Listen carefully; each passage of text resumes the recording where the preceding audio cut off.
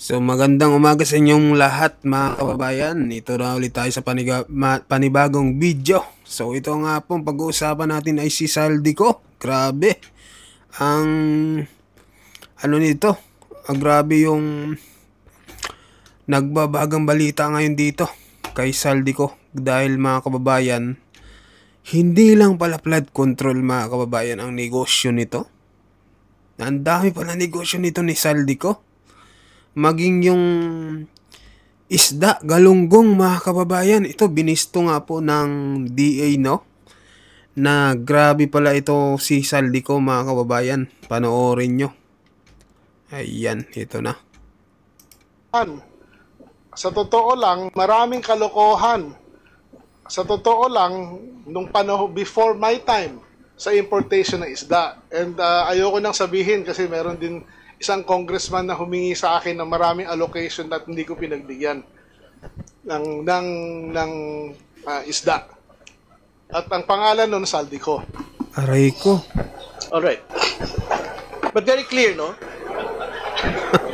Diba mga kababayan, tila nagulat itong mga nakapaligid, no, sa session na ito na binanggit ang pangalan ni Saldico mga kababayan.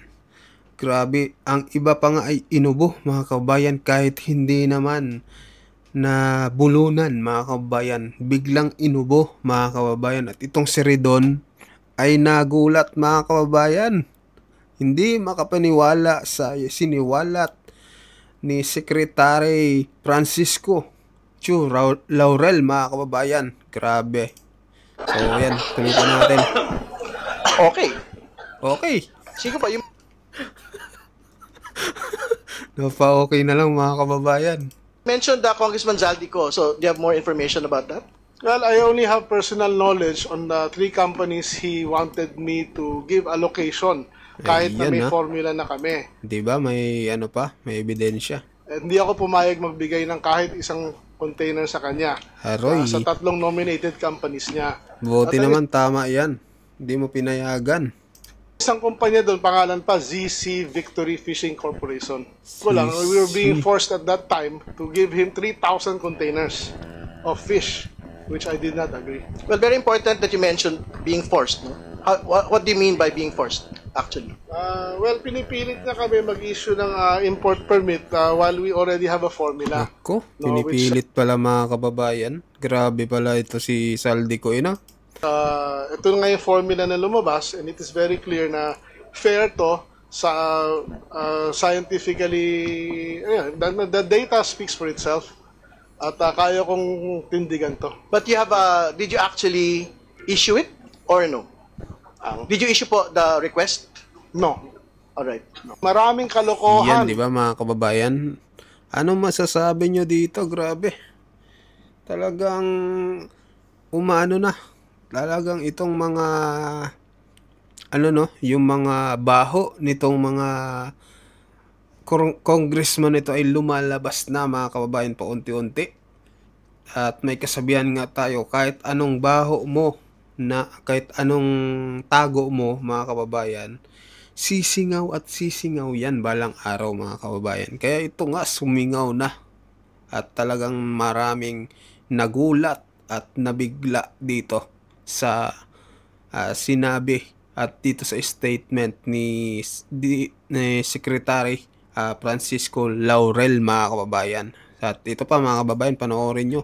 Kalat na nga kasi itong mga kababayan at kung saan news no, binalita na ito.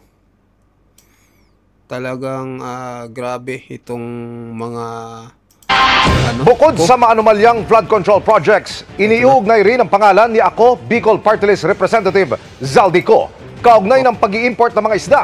Pagsiwalat ni Agriculture Secretary Francisco Chu Laurel, pinilit noon ni Ko ang kagawaran na lakihan.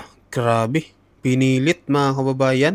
Di ba? Pulitin natin Francisco Chu Laurel, pinilit noon ni Ko ang kagawaran na lakihan ang alokasyon ng mga pwedeng angkatin ng 3 nitong fishing company. Nakatutok si Grabe, may Tina Panganiban. fishing company, 3 fishing company pala yung ano ng mga ko. Hindi lang flood control mga kababayan. Grabe negosyo nito.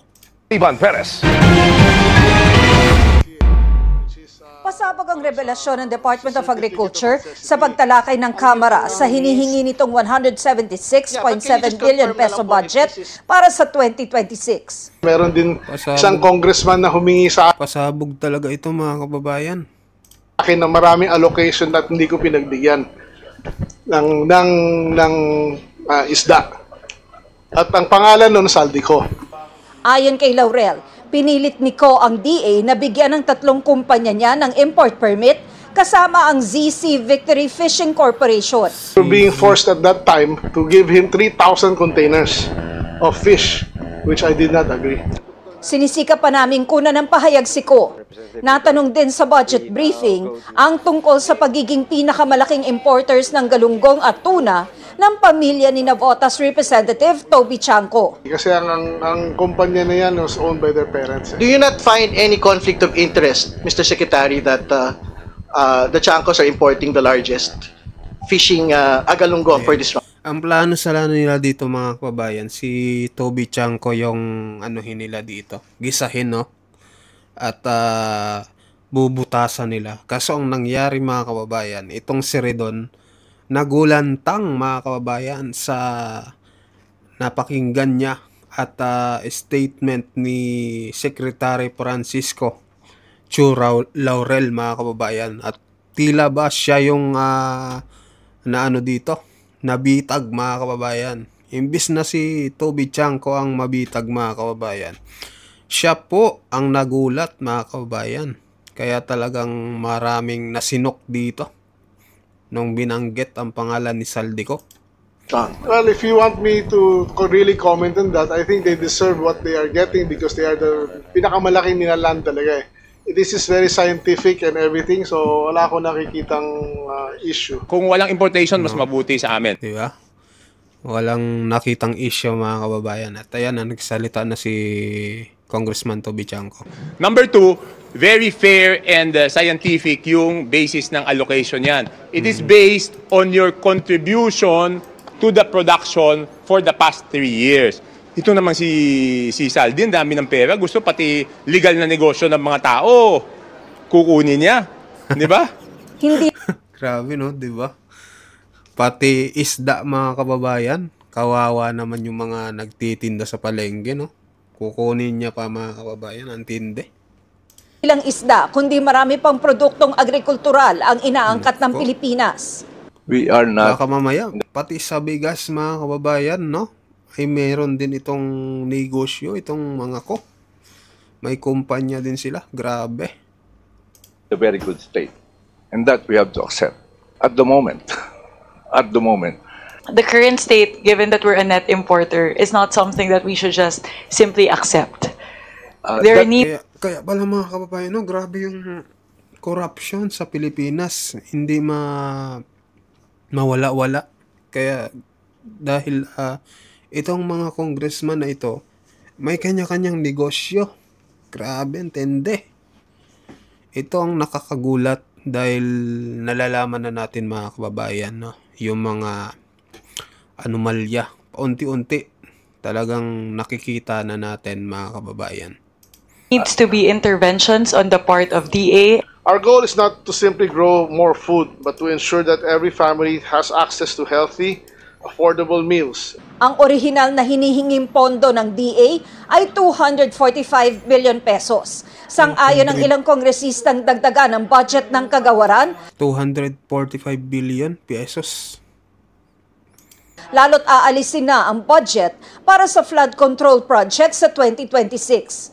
Yan ay kahit dati pang sinabi ng Pangulo na hindi niya i-veto ang budget kung magdaragdag ang Kamara ng pondong inilatag na sa National Expenditure Program. Para sa GMA Integrated News, Tina. So ayan mga kababayan, ano masasabi nyo dito no sa negosyo ni Saldico na talaga namang nagulantang ang lahat dito. Hindi lang sa flood control. Grabing suga pa ito mga kababayan, ang tindi. Gusto lahat lahat ng negosyo ata gusto nang pasukin mga kababayan sa Pilipinas. Grabe ito. So mag-comment kayo mga kababayan kung ano masasabi nyo dito sa ginawa ni Zaldico, mga kababayan. Ito nga pong sa statement din po ni DA Secretary Francisco Laurel, mga kababayan. At yun nga po, mag-comment kayo, mag-like at share at pa-subscribe na din, mga kababayan. Mas maraming likes, mga kababayan, mas recommended tayo. Maraming salamat po sa inyong lahat.